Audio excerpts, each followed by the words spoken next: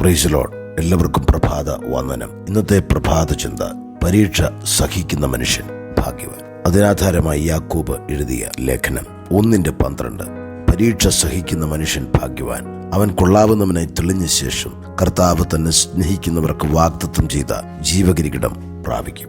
ദൈവം കഷ്ടതകളും പരീക്ഷകളും അനുവദിക്കുന്നതിന്റെ പ്രധാന കാരണം ദൈവത്തിന്റെ കൽപ്പനകൾ അനുസരിക്കുമോ എന്ന് അറിയുവാനാണ്. ഹവയും ഇസ്രായേലും ആ പരീക്ഷയിൽ പരാജയപ്പെട്ടു. എന്നാൽ നമ്മുടെ ആത്മനാഥൻ നമുക്ക് മാതൃക കാട്ടിത്തന്നു. ഗതസമനയുടെ വിരിമാറിൽ തന്റെ പ്രാർത്ഥന ഉറച്ച നിലവിളിയോടും കണ്ണുനീരോടും കൂടെ അപേക്ഷയും അഭയാജ്ഞയും കഴിയുകയും ഉത്തരം ലഭിക്കുകയും ചെയ്തു. അതെ, ഇന്നും നമുക്ക് വേണ്ടി ഉത്തരം തരാൻ കാത്തിരിക്കുന്ന കൃപാസനമുണ്ട്. ദൈവം അബ്രഹാമിനെ പരീക്ഷിച്ചു. ദൈവത്തിൻ്റെ ഒരു കാര്യം അറിയുവാനുണ്ടായിരുന്നു. അതവൻ അറിഞ്ഞു. നീ ദൈവത്തെ ഭയപ്പെടുന്നു എന്ന് ഞാൻ അറിയുന്നു. ഏതു പരിശോധനയിലും നാം ദൈവത്തെ ഭയപ്പെടുന്നു എന്ന് തെളിയിക്കണം. കേവലം ഒരു വാഗ്ദത്തത്തിനു പിൻപേ അബ്രഹാം ചുവടുവെച്ച വ്യക്തിയാണ്. ഒന്നും കൊടുത്തിട്ടില്ല. മുൻപോട്ട് നോക്കി വിശ്വാസ കണ്ണാൽ മാത്രം പോകേണ്ട ഒരു വാഗ്ദത്തം. അത് നോക്കി ആദ്യ ചുവടുവെച്ചു. ക്ലേശങ്ങളും കഷ്ടതകളും കൊണ്ട് പൂരിതമായ വിശ്വാസ യാത്ര അതവനെ ദൈവത്തിൻ്റെ സ്നേഹിതനാക്കി. വിശ്വാസികളുടെ പിതാവും മശിഹയുടെ വലിയ പൂപ്പനും ആക്കി മാറ്റി. അബ്രഹാമിന് ന്യായമായി കിട്ടുവാനുള്ള അവകാശ ഭൂമി അബ്രഹാം ലോത്തിന് വിട്ടുകൊടുത്തു. അപ്പോഴാണ് ദൈവം അവനോട് പറഞ്ഞത്, നീ കാണുന്ന ഭൂമിയൊക്കെയും ഞാൻ നിനക്ക് തരും. സോദോം രാജാവ് യുദ്ധം ജയിച്ചു വന്നപ്പോൾ അബ്രഹാമിന് ഓഹരി കൊടുത്തു. ഞാൻ അബ്രഹാമിനെ സമ്പന്നനാക്കിയെന്ന് അവൻ പറയാതിരിക്കേണ്ടതിന് അത് വാങ്ങാതെ സ്വർഗത്തിനും ഭൂമിക്കും നാഥനായവനെ ആശ്രയിച്ചു. തൊട്ടടുത്ത് ഞാൻ നിന്റെ അതിമഹത്തായ പ്രതിഫലമാകുന്നു എന്ന് ദൈവം വാഗ്ദത്തം ചെയ്തു.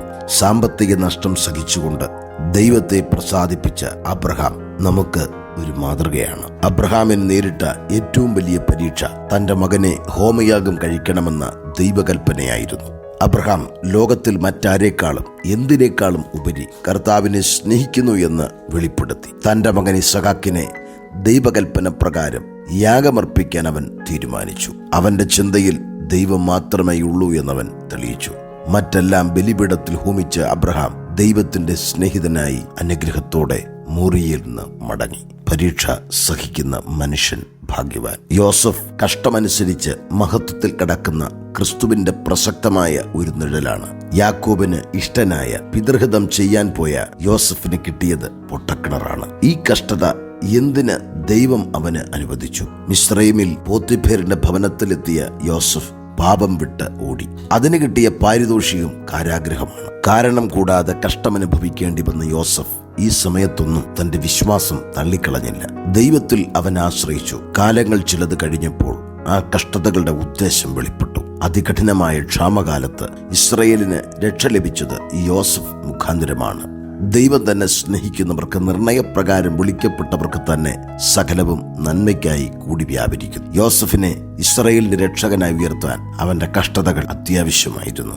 സ്വജനത്തിന്റെ വിടുതലാശിച്ച മോശ ഈജിപ്തിലെ കൊട്ടാരം വിട്ടിറങ്ങി. ക്രിസ്തുവിന്റെ നിന്നയെ ധനമായി കണ്ടു. ദൈവജനത്തോട് കൂടെയുള്ള കഷ്ടത തിരഞ്ഞെടുത്തു. മിസ്രയീം സിംഹാസനം നോക്കി വേണ്ട എന്ന് പറഞ്ഞു. സ്വസഹോദരങ്ങൾ അവനെ അവിശ്വസിച്ചു. നീണ്ട 40 വർഷങ്ങൾ മരുഭൂമി അവന്റെ പാഠശാലയായി. ഒരു വലിയ ആത്മീയ നേതാവിനെ ദൈവം തന്റെ മൂശയിൽ വാർത്തെടുക്കുകയായിരുന്നു. ക്ഷിപ്രകോപിയായിരുന്ന ഒരു മനുഷ്യൻ സൗമ്യതയുടെ പര്യായമായി. പ്രതിസന്ധികളിൽ ദൈവത്തിന് സൗമ്യതയുടെ ക്ലാസ് എടുത്ത മോശ തന്റെ കഷ്ടപ്പാടുകളിലൂടെ സൗമ്യത പഠിച്ചു.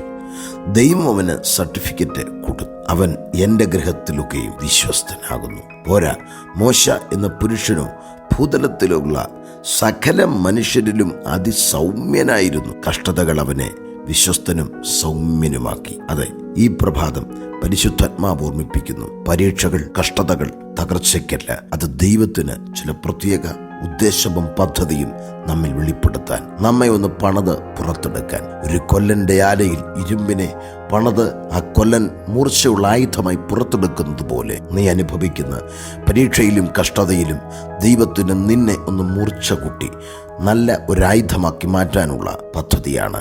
വാടിത്തളരരുത്, ക്ഷീണിച്ചു പോകരുത്, പിറുപിറുപ്പിന്റെ ശബ്ദമുയർത്തരുത്. ആകയാൽ കാത്തിരിപ്പും പ്രാർത്ഥനയും കൈമുതലാക്കിക്കൊണ്ട് ക്രിസ്തീയ ജീവിത യാത്ര തുടരുക. പ്രതിസന്ധികളെ ചാടിക്കടക്കാൻ കൃപ കർത്താവ് തരും. God bless you. ആമേൻ.